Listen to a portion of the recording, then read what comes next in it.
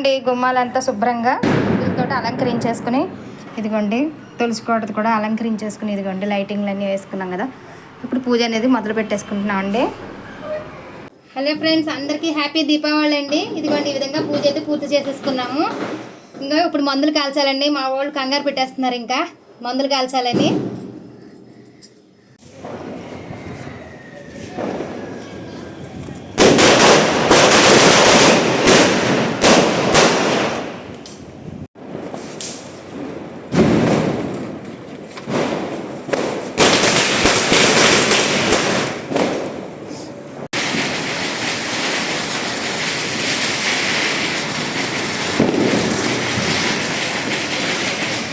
అక్కడే ఉండు.